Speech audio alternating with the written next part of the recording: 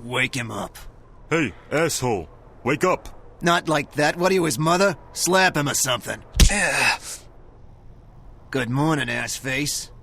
Actually it's, 7 p.m., so, technically it ain't morning, per se. Shut your hole before I shovel dirt in it, Marvin. It's a figure of speech. I consider myself a fan of the No One Lives Forever series. The first game blends action and stealth together, and while I do feel the stealth is a bit rough nowadays, it's still a great time. The game also tells a pretty good tale and takes you on a fun adventure. It was followed up by No One Lives Forever 2. I feel the story isn't as good, it definitely leans more into the silly territory, but in my opinion the gameplay is an overall improvement, and I found the stealth to be a lot more enjoyable.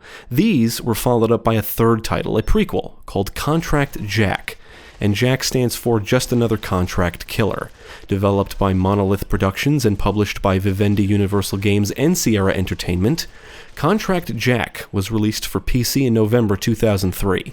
As of this review, the game can be downloaded for free from the No One Lives Forever Revival website.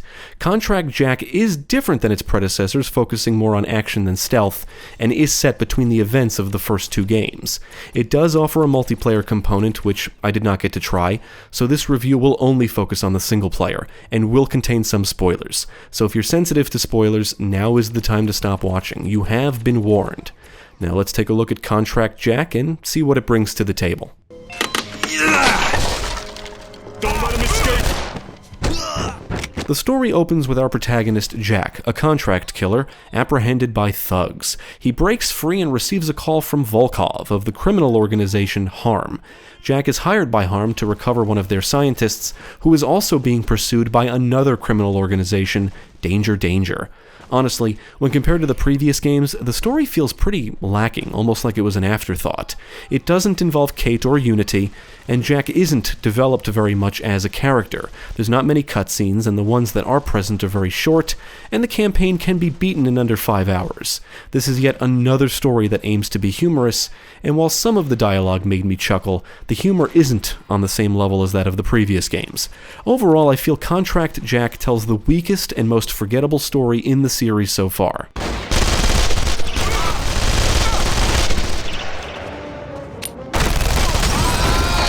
Now, I did not do a lot of research into these games before playing them, so I don't know what the consensus is on these titles, but I would say that by the time I reached the, 30-minute mark, I started to think that fans of the previous games are not too enamored with Contract J.A.C K. That's the feeling I get anyway. I don't know if that's actually true because I didn't look into it even after I finished the game, but I'm sure I'll find out from the comments on this video. Now, I admit, I was a little impressed with the game in the beginning, simply because it throws you into the action immediately. I like that. I like when games get right to it. And then I noticed it just kept going, and eventually I realized the action is never going to slow down. Contract J.A.C K is a straight-up first-person shooter. You run through levels blowing away tons of bad guys. That's the game. I've got him!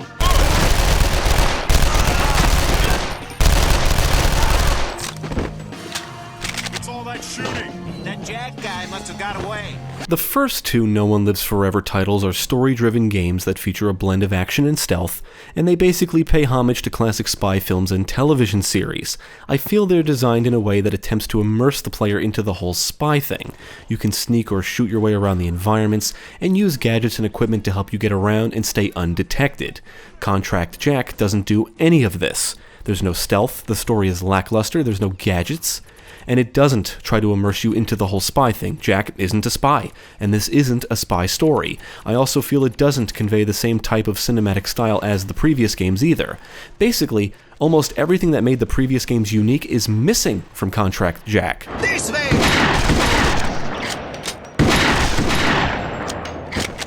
When I first started playing, I enjoyed that the game felt very much like No One Lives Forever 2 because I like everything that game introduced and refined. The look and feel and even some of the mechanics of Contract J.A.C K feel like they were taken directly from that game. You can lean left and right and interact with certain things in the environments. I've always enjoyed the action and gunplay in this series, so even after realizing what this game truly is, I cannot say I wasn't enjoying myself. But I'll tell you right now that I think it is definitely the weakest game in the bunch. Contract J.A.C K simply offers the series brand of first-person shooter action and nothing else. That said, I think the gunplay feels great, weapons have great audio-visual feedback, blood will splatter on surfaces, and the enemy death animations are solid. You can no longer hide, search bodies, or pick up and move them, but you also don't have a need to either. The game features a pretty cool arsenal, and veterans of the previous games should be familiar with many of the weapons. I think my biggest disappointment with this game is the lack of collectibles and rewards, which I feel is the result of the developer placing less focus on exploration, or at least that's how it feels to me. In the previous games, intelligence items are scattered around the environments to find. In the first game, if you find them all in a mission, you are awarded permanent upgrades.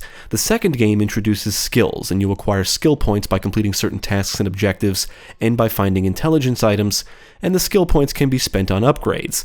Basically, you are rewarded for exploring in both titles, and personally, I think these are great ways or incentives to encourage exploration. That, and I'm someone that enjoys exploring in games in general. Contract Jack features secret areas, and they typically house pickups like health, armor, ammo, and/or weapons. That's it. There's no upgrades of any kind. I guess you can say the pickups are the rewards, but it's just not the same. It's a bummer because, in my opinion, the series had a pretty good thing going on in terms of how it rewarded the player.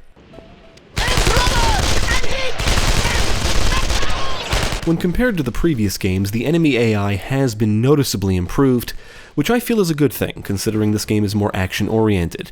You'll face typical guards and goons that will run around and shoot at you, not unlike before. They will also take cover, shoot from cover, lob grenades, rush you, and can even flank you. I was actually a little impressed.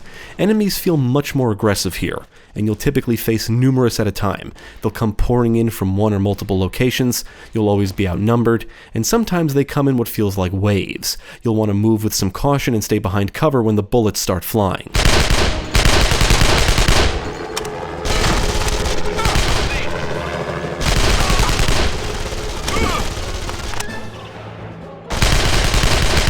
Contract Jack will take you to a variety of locations, and the level design is pretty good.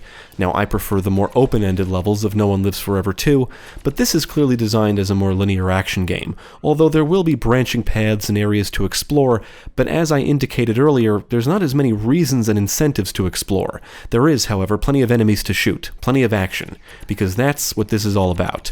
You will have to find certain items to progress from time to time, and that's usually what held me up. It can be easy to miss items if you're not paying attention. Once again, you can ride snowmobiles and motorcycles, and I have to admit I found these sequences to be very enjoyable here, more so than in the previous games, mainly because the vehicles are weaponized, so you can drive around and shoot enemies. I thought it was a lot of fun. You can't catch me! You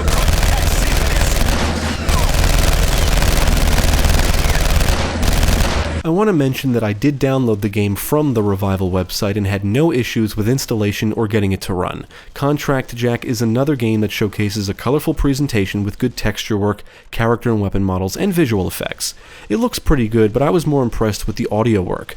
Many weapons sound great, and shots will sometimes echo, and enemies are very vocal, shouting and screaming things during firefights. The action is backed by a good soundtrack, but in my opinion it's not as good as that of the first game. However, Contract Jack does feature some rockin' tunes that really jam. On the technical side, the game ran smooth in my experience, and I encountered no major issues.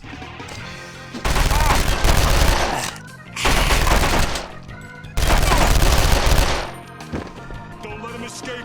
So, as you may or may not know, I like first-person shooters. If a game features good action and gunplay, it's very likely I'll get some enjoyment out of it.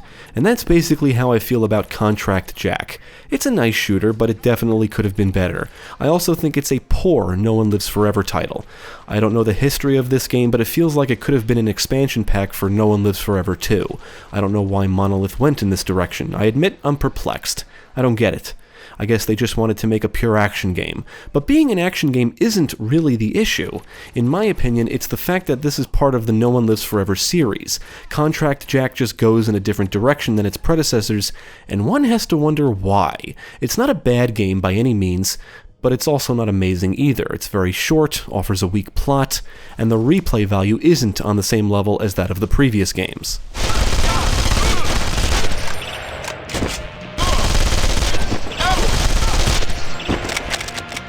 Now, I would recommend Contract Jack, and for two reasons. One, as a first-person shooter, it's not terrible. If you enjoy the action in the previous games, this gives you plenty of it.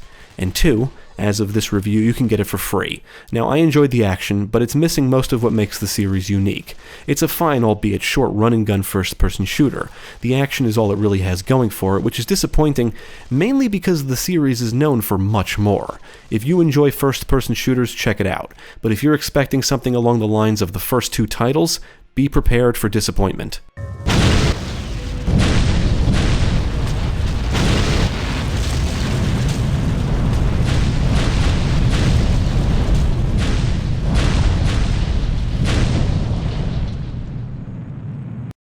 Thank you for watching. If you enjoyed this video, check out the rest of our channel, follow us at the links below, and you can also support us on Patreon.